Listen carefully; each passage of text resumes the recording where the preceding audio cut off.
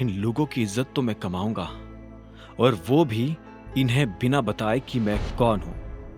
अभिनव ने अपने आप से कहा और एक गहरी सांस लेकर नौकरों के कमरों की तरफ बढ़ने लगा। जब वो कमरे में दाखिल होने ही वाला था कि तभी उसके फोन पर एक मैसेज आया।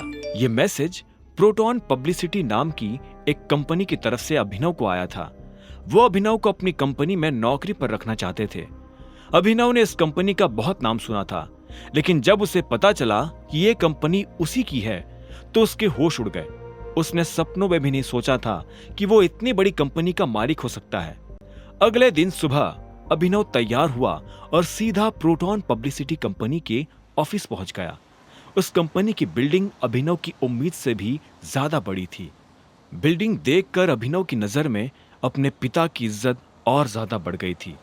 वो इस वक्त बता नहीं सकता था कि अंदर से उसे कैसा महसूस हो रहा था। अभिनव दरवाजे से अंदर दाखिल हुआ और कॉरिडोर में चलने लगा। उसकी नजर अभी भी बिल्डिंग पर से हटने का नाम ही नहीं ले रही थी। वो एक बहुत बड़ी बिल्डिंग थी जहां पर काफी सारे लोग काम कर रहे थे। हाय, अभिनव ने इस बीच एक लड़की से कहा जो अपने फोन पर किसी से बात कर रही थी। उस लड़की ने अभिनव को एक सेकंड के लिए रुकने को कहा। अभिनव वही खड़ा हो गया था। जैसे उस लड़की की बात खत्म हुई तो उसने अभिनव से पूछा, जी, how may I help you? जी, मेरा नाम अभिनव गढ़।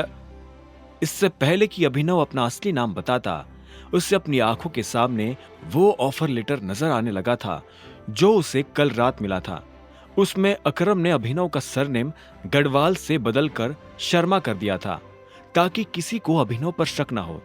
ऐसे में अभिनव ने अपनी गलती सुधारी और उस लड़की से बोला, जी, मेरा नाम अभिनव शर्मा है और मैं यहाँ। इससे पहले कि अभिनव अपनी बात पूरी कर पाता, उस लड़की ने अभिनव की बात बीच में काटी और बोली, अच्छा, तो तुम ही हो अभिनव शर्मा, न्यू ज्वाइनी, वो सेक्रेटरी वाले पोस्ट के लिए? हाँ जी, वो मैं ही हूँ। अभिनव ने मुस्कुराते हुए उस लड़की की बात का जवाब दिया। उस लड़की ने हाँ में सिर हिलाया और बोली, ठीक है, आप वहां से लिफ्ट ले लीजिए फॉर 10th फ्लोर। फिर लिफ्ट से बाहर निकलते ही राइट हैंड साइड पर पहला ऑफिस आप ही का है। यहाँ जितने भी सेक्रेटरीज काम करते हैं उनका ओवरऑल हेड आपको वहीं पर मिलेगा। अभिनव ने हाँ में सिर हिलाया और उस लड़की को थैंक यू बोलकर लिफ्ट की तरफ बढ़ने लगा। जब वो लिफ्ट की तरफ जा रहा था तो वहां काम करने वाले बाकी लोग उसे घूरते हुए देख रहे थे। अभिनव को समझ नहीं आ रहा था कि सारे लोग उसे इस तरह से घूर क्यों रहे हैं। कुछ देर के बाद जब लिफ्ट का दरवाजा खुला तो अभिनव 10वें माले पर पहुंच चुका था। जब वो लिफ्ट से बाहर आया तो इधर उधर देखने लगा तो उसने पाया कि एक भी आदमी कॉरिडोर में नहीं था। अभिनव को लगा कि क्योंकि इस फ्लोर पर सभी बड़े लोग बैठते हैं, शायद इस वजह से सब अपने अपने कामों में बिजी होंगे। अभिनव अपने राइट हैंड साइड पर बने कैबिन की तरफ बढ़ने लगा था। उसने कैबिन का दरवाजा खटखटाया, लेकिन उसे अंदर से कोई जवाब सुनाई नहीं दिया। उसने इस बार और जोर से दरवाजा खटखटाया, लेकिन अंदर से फिर से कोई जवाब नहीं आया। ये देख अभिनव हैरान हो गया। उसे समझ नहीं आ रहा था कि अंदर चल क्या रहा है। आखिर में जब दरवाजा नहीं खुला तो अभिनव ने खुद ही दरवाजा खोलने की ठानी और दरवाजा खोल दिया। जैसे ही उसने दरवाजा खोला और सामने जो चल रहा था वो देखा तो उसकी आंखों की पुतलियां जमीन पर गिर पड़ी। अंदर बहुत जोर से म्यूजिक बजने की आवाज सुनाई दे रही थी। रूम के साउंड प्रूफ होने की वजह से अंदर की आवाज बाहर नहीं आ रही थी।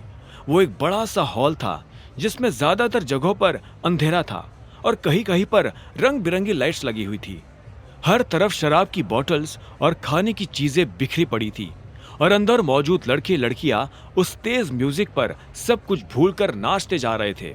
अभिनव को अपनी आंखों पर विश्वास ही नहीं हो रहा था। उसने फिर से दरवाजे के बाहर झांक कर देखा।